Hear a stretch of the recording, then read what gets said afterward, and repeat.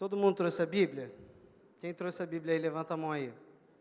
Quem não trouxe a Bíblia, você vai olhar para a pessoa que está do seu lado, vai ver se ela não trouxe a Bíblia, e vai todo mundo abrir a sua Bíblia em Atos, capítulo 26, a partir do versículo 4.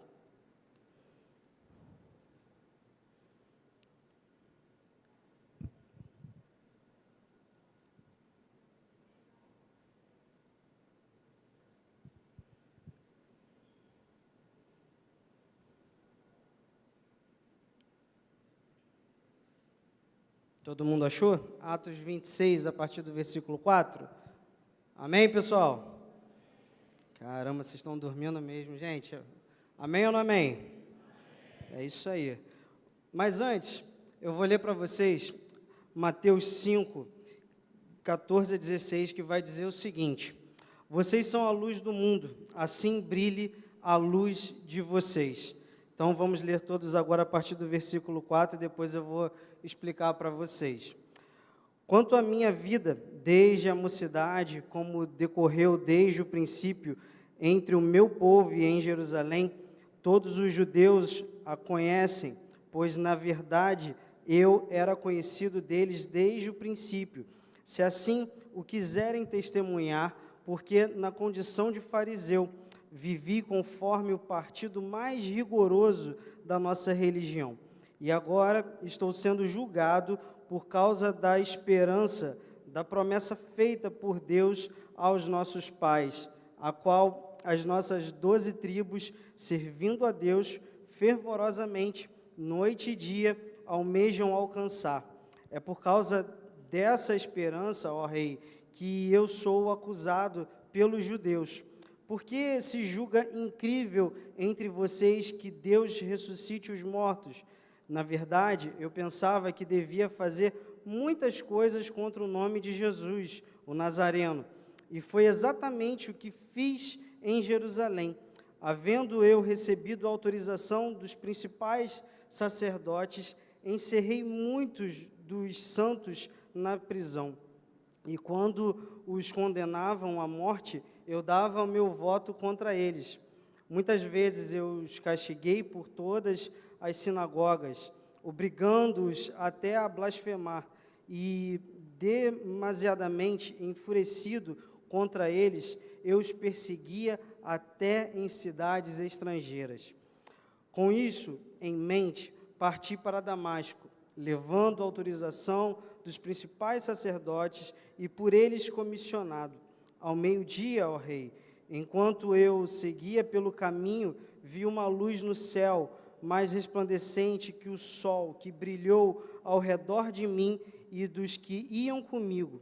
E, caindo todos nós por terra, ouvi uma voz que me falava em língua hebraica: Saulo, Saulo, por que você me persegue?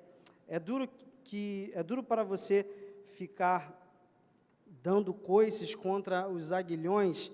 Então eu perguntei: Senhor, quem é você?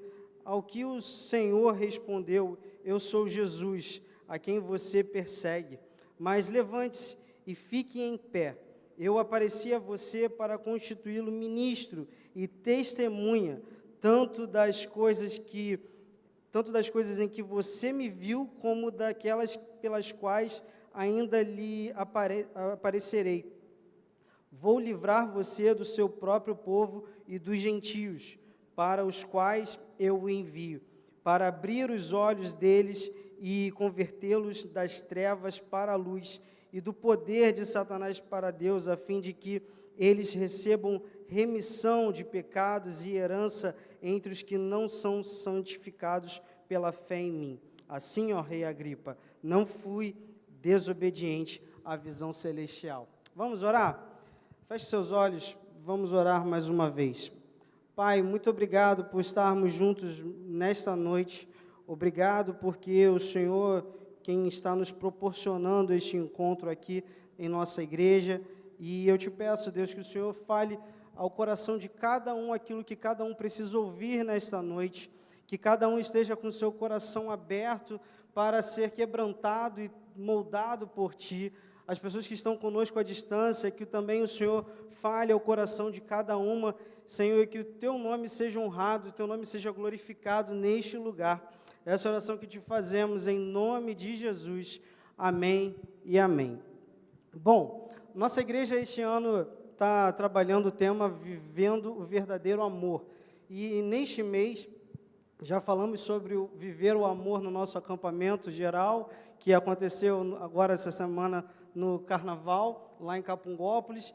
E em cada mês, ao longo deste ano, teremos uma ênfase de como a gente pode viver esse verdadeiro amor. E este mês de fevereiro, a gente vai viver o nosso verdadeiro amor com os nossos vizinhos, com as pessoas que estão aqui ao nosso redor, mas também vamos viver o verdadeiro amor por onde a gente passa, por onde a gente caminha todos os dias, seja você no seu trabalho, seja você na sua faculdade, outros na escola, seja por onde você passar. Nós vamos viver isso porque precisamos viver isso porque somos a igreja do Senhor. E Paulo nos oferece um exemplo bem claro de como podemos ser luz para essa geração. Uma geração tão perdida, uma geração em que todos os valores estão trocados, em que tudo que era certo hoje se passa a ser, tudo que era errado se passa a ser certo. Então, a situação tem ficado muito complicada no nosso meio, no nosso dia a dia.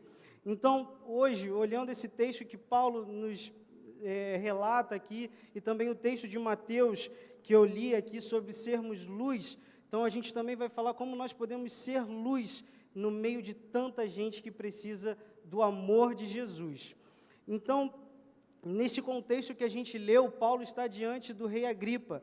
Em sua defesa, Paulo faz uma retrospectiva da sua vida, ele conta o seu testemunho de vida, de onde ele saiu, de como ele foi ensinado, o que ele foi ensinado a fazer, né, na perseguição de muitos cristãos, e quem ele se tornou também. Então, em primeiro lugar que eu queria deixar para vocês, nós precisamos ser luz a partir da nossa experiência com Deus. Paulo está falando aqui da sua experiência de conversão, uma experiência que marcou profundamente a vida dele, né, naquela situação. Eu fico pensando, né, você está numa viagem, do nada você sofre uma queda de um cavalo, ele poderia ter muitas consequências ali por causa daquela queda, e algo marcante que nos traz isso até hoje. E ele nunca foi mais a mesma pessoa desde aquele dia. E é nesse sentido que precisamos nos atentar para o desafio de sermos crentes hoje apenas pelo nosso nome. Ah, aquele ali é crente. Ou porque isso pode destruir a igreja, se a gente for simplesmente crentes nominais, simplesmente pelo nome. Isso pode enfraquecer a nossa igreja, assim como todas as outras igrejas. E isso pode enfraquecer cada vez mais a nossa influência fora, como tem acontecido, né? Hoje em dia, antigamente a igreja influenciava a sociedade, hoje a sociedade tem influenciado a igreja. E muito mais do que crentes nominais, Deus quer que sejamos cristãos autênticos. Paulo estava a caminho de Damasco e de repente uma luz muito forte veio sobre ele, e ele caiu do cavalo, e essa luz muito forte fez com que ele ficasse sem enxergar por 3 dias. Ali, nesse momento, ao cair daquele cavalo, e durante esses 3 dias, Paulo foi quebrantado por Deus. O cara que era o perseguidor dos cristãos, o cara que tinha o prazer de declarar a sentença nos cristãos, se torna o cara que passa a ser perseguido. O pessoal brinca, né, a expressão, o jogo virou. Aqui o jogo virou. Então, a vida de Paulo mudou completamente depois da conversão dele. E queria deixar uma pergunta para você fazer para si mesmo, aí onde você está. O que já mudou na sua vida depois que você entregou a sua vida a Jesus? Quantos aqui já tiveram a experiência de entregar a sua vida a Jesus? Que bom. O que mudou na sua vida depois do dia dessa decisão? Você já parou para pensar? Os seus valores, eles mudaram? As suas prioridades mudaram? Deus e a sua vontade são realmente a maior prioridade da sua vida? E o seu coração? Ele mudou? Os seus pensamentos mudaram? Os seus relacionamentos mudaram? Certa vez eu estava com um adolescente lá na minha antiga igreja no Rio, e ele tinha acabado de entrar na faculdade, e no primeiro dia de aula, o professor perguntou a ele: Gabriel, qual foi a melhor coisa que já aconteceu na sua vida? Aí ele virou e falou assim: a melhor coisa que aconteceu na minha vida foi Jesus Cristo. E ele disse que ninguém ali acreditava em Jesus naquela sala, tinham alguns ateus também, e ele falou: pastor, eu não abri mão de falar o que eu penso, eu não abri mão de falar a verdade. Ele teve oportunidade, naqueles 5 minutos, de testemunhar do que Jesus fez na vida dele. João 13:35, você precisa decorar esse versículo ao longo deste ano, porque você vai ouvir muito. Então, acesse sua Bíblia em João 13:35.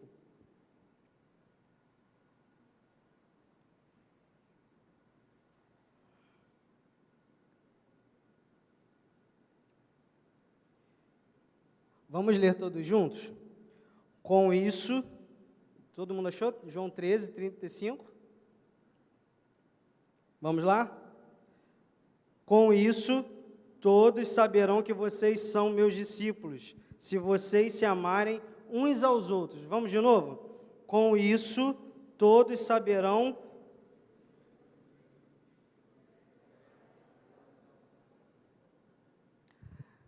A sua experiência com Deus, ela é verdadeira? Ela é autêntica?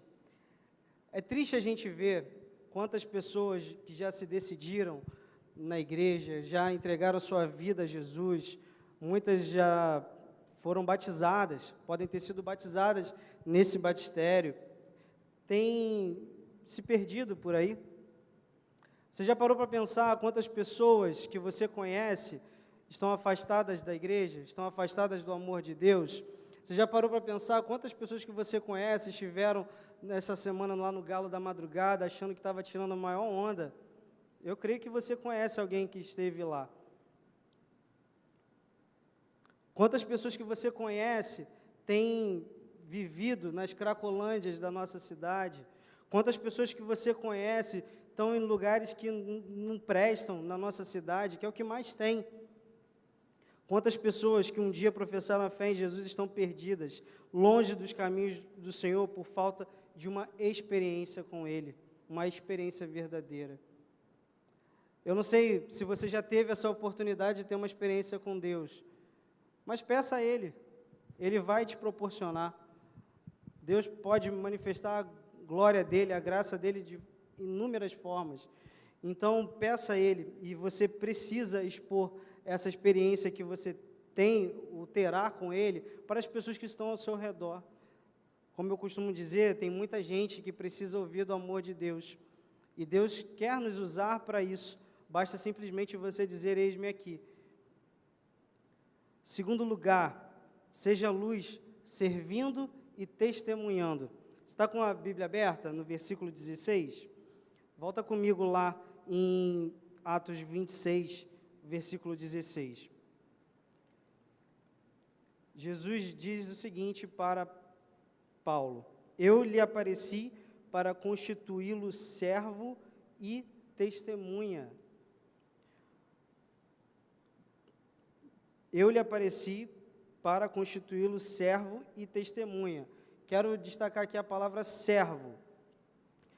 Por isso, o chamado para o ministério é para todos nós, por causa disso aqui que a gente está vendo. Deus não chama só a mim, que sou pastor, a quem é missionário, ou a quem serve na igreja para cumprir a missão dele. Deus não chama somente alguns, Ele chama todos. Então, todos vocês foram chamados para cumprir a missão dele. E, infelizmente, aqui em nossa igreja, em muitas igrejas pelas quais a gente passa e a gente conhece, vemos pessoas querendo ser mais servidas do que servindo ao Senhor. Fomos salvos para servir as pessoas que estão ao nosso redor. Como seria legal se a gente tivesse todo mundo aqui, que está aqui com a gente hoje, servindo em algum ministério da nossa igreja, ajudando a nossa igreja a avançar na expansão do reino de Deus. Ser ministro, ser servo, não é uma posição ou um status. Ele é o cara, ele é o presidente disso, ele é o líder disso. Não, isso não é status, isso não é uma posição. Ser um ministro, ser alguém atuante, ser alguém servo, é um privilégio que cada um de nós temos. É um privilégio que cada pessoa que ama a Deus tem de servi-lo de todo o seu coração. O chamado para o ministério é para todos nós, ou seja, foi para isso que o Senhor apareceu a Paulo. Ele apareceu a mim um dia e apareceu a você um dia. Um dia ele nos encontrou, não na estrada para Damasco, cada um aqui numa estrada diferente, na estrada da vida. E ali o Senhor encontrou a gente, transformou a nossa vida para nos constituir servos, para nos constituir ministros dele. Aqui encontramos algo muito simples e muito importante, que é a essência dessa verdade.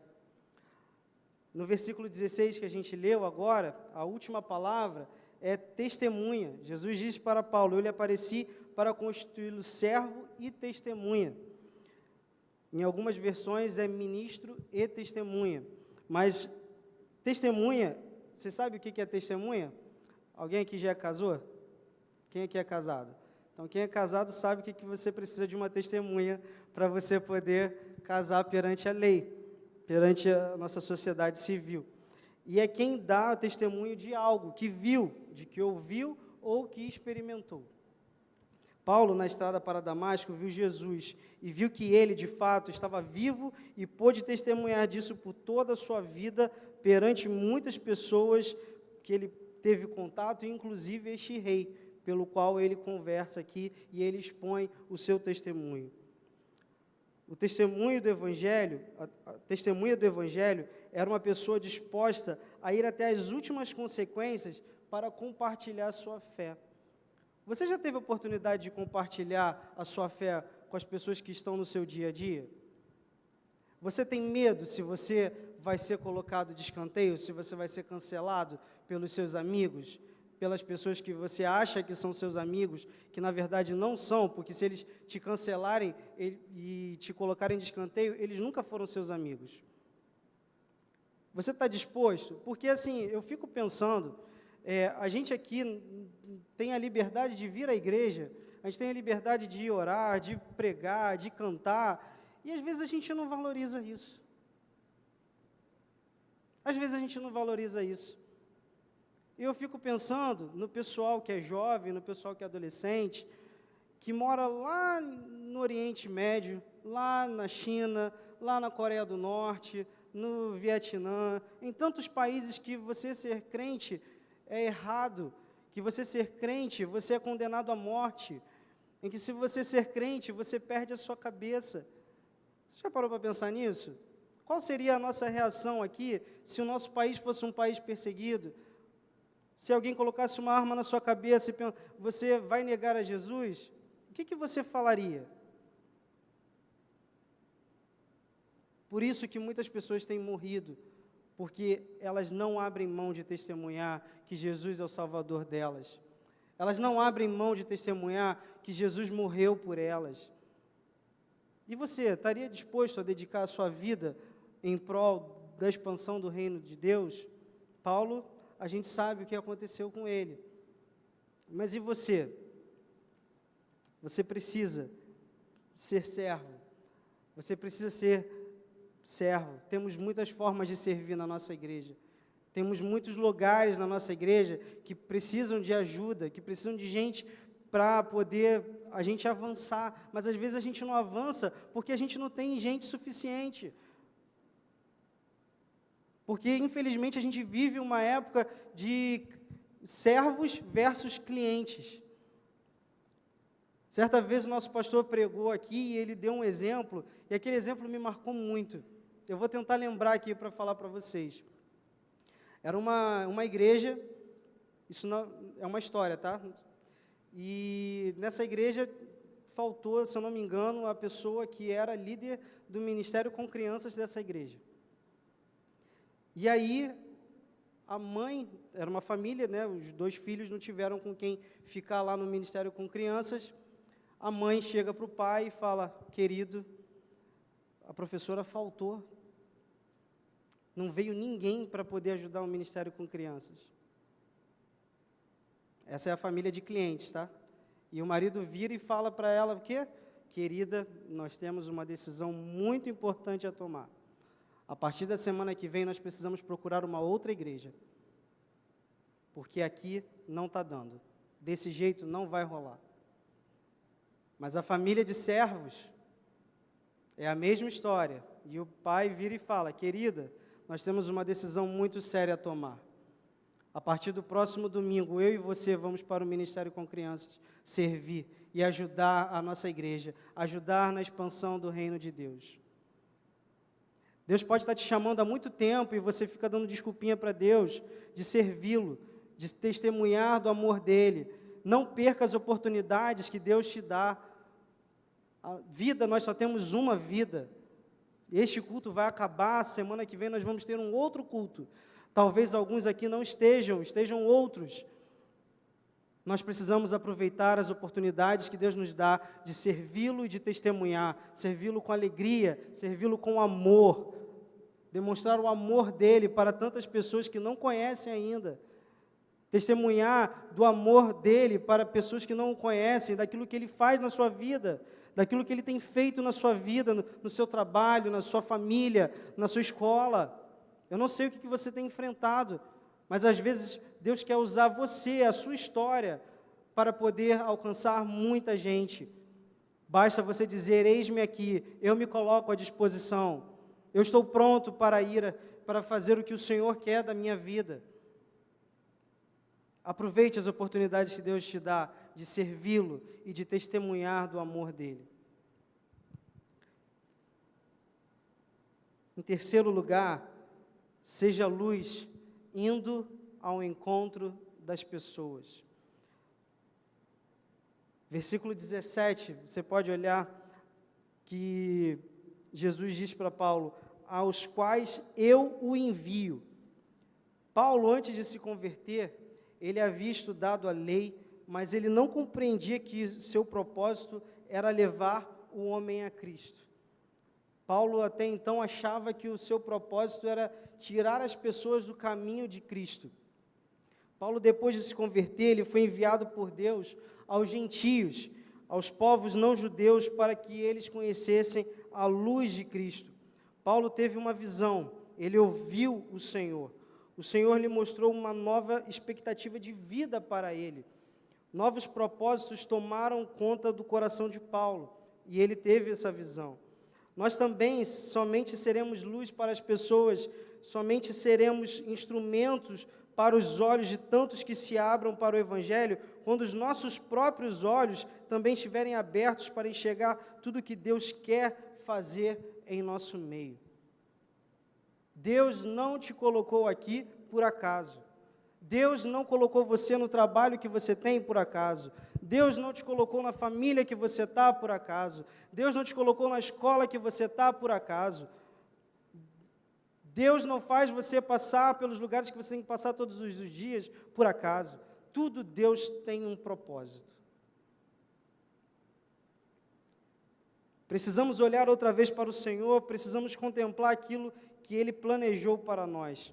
Por isso precisamos ter visão, e essa visão precisa ser de Deus, precisa vir dos céus. Precisamos olhar para cima e ver o que está no coração de Deus. Precisamos olhar para Deus e perguntar a Ele se o que estamos fazendo se é o caminho certo. Precisamos olhar para cima e aprender com Deus a enxergar as pessoas. Precisamos pedir a Deus para nos ajudar a encontrar essas pessoas, enxergá-las.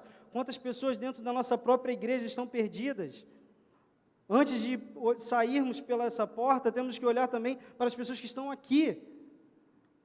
É muito cômodo, às vezes, para a gente ficar no nosso grupo, sempre nos mesmos amigos. É cômodo isso, é bom, é legal você ter afinidade com alguns mas você não pode deixar alguns sozinhos aqui. Graças a Deus, isso tem mudado aqui no nosso culto, que as pessoas novas, os visitantes, eles têm recebido um abraço, eles têm recebido um aperto de mão, mas só isso não está bom. A gente tem que demonstrar amor, a gente precisa enturmá-los, a gente precisa inseri-los num pequeno grupo, a gente precisa fazer tanta coisa, gente. A gente precisa demonstrar amor a essas pessoas. É muito bom você se sentir importante. Você gosta de se sentir importante. Você gosta de se sentir amado. Se você for num lugar e você não for bem tratado, você vai voltar naquele lugar? Eu não volto. Se você não for bem tratado aqui dentro, a pessoa também não vai voltar. Infelizmente, essa é a realidade. Então, a gente precisa olhar ao nosso redor. Quem está sozinho, quem precisa ser enturmado, quem a gente precisa demonstrar amor. A gente precisa enxergar essas pessoas. É assim que, seguindo o exemplo de Jesus, veremos as multidões e chegaremos à conclusão de que se tratam de ovelhas perdidas, pessoas perdidas em seus próprios caminhos. Mas ainda assim, uma coisa é ter a visão, outra coisa é obedecer à visão. Certa vez eu conheci uma menina que ela tinha grandes consequências muito ruins em sua vida, porque ela sabia qual era a visão de Deus para ela, mas ela não tinha obedecido aquilo que Deus tinha mandado ela fazer. E, infelizmente, não estou querendo jogar praga para você, não estou querendo dizer que a sua vida vai dar ruim. Ela vai dar ruim se Deus te mandou fazer algo e você não vai fazer. Mas ainda assim, precisamos ter essa visão e obedecer ao Senhor. Paulo pode afirmar com todo o seu coração: não fui desobediente a Jesus. Você tem sido obediente a Jesus?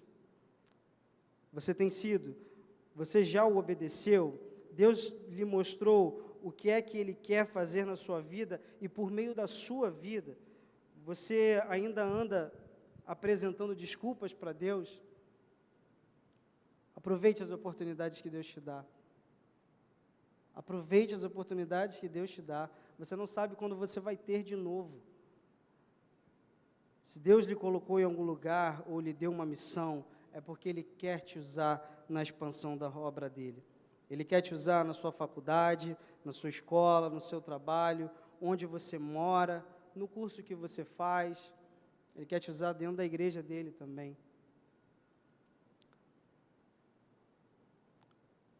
No versículo 16, Jesus diz: porque por isto te apareci, ele dizendo para Paulo. E por que Deus apareceu a Paulo? Por que Deus apareceu a mim e apareceu a você? Será que a intenção de Deus em nos salvar era apenas nos levar para o céu? Era apenas nos dar uma esperança? Certamente Deus nos salvou para nos dar a vida eterna, mas também para que nos tornássemos instrumentos nas suas mãos, para a salvação de muita gente. Ele nos salvou, não apenas para nos levar para o céu. Você conhece alguém no seu dia a dia que você sabe que não vai para o céu? Você conhece? Eu conheço. Quem conhece gente que não conhece a Jesus? Pois é. Às vezes você pode também não conhecer o seu vizinho, de onde você mora. Sua vida é tão corrida. Se ele também não conhecer Jesus, ele também não vai para o céu. E Deus te colocou para morar ali naquele lugar onde você mora, também para ser usado nesse sentido. O Senhor apareceu a Paulo para salvá-lo e para fazer dele um instrumento por meio do qual a sua luz iria brilhar intensamente para muita gente. E Deus quer nos usar para isso. Deus quer nos usar para sermos luz para uma geração perdida, para uma geração que, por meio de tantas situações, tem visto essa luz ser apagada. Precisamos dar testemunho, precisamos servir. A mensagem de Paulo consistia em arrependimento e fé. E aproveite este tempo para você ser luz. Deus quer ter uma experiência com muitas pessoas através da sua vida, através do seu dia a dia, através do que você está vivendo. E Ele quer usar você porque todos nós podemos ser usados para ser bênção por onde a gente passa. Paulo foi luz por onde passou, e por isso, há muitos e muitos anos depois dele ter vindo à Terra, a gente pode falar dele hoje. Mas e você? Quando você morrer? As pessoas vão lembrar de você? As pessoas vão se lembrar que você foi luz, que você foi uma pessoa que fez diferença? Paulo marcou uma geração, deu sua vida por isso. E você? Está disposto a ser luz? Está disposto a lembrarem, caramba, há muitos anos atrás, lá na igreja da Capunga, teve uma geração que foi para frente, ganhou muita gente para Jesus. Ou você quer simplesmente ser mais um? Lembre-se, Deus não nos colocou aqui por acaso. Deus nos colocou aqui porque Ele tem um propósito. O propósito de sermos luz nesta cidade para este tempo, para pessoas perdidas que tem aí fora. E Ele quer usar você para a expansão do reino dEle.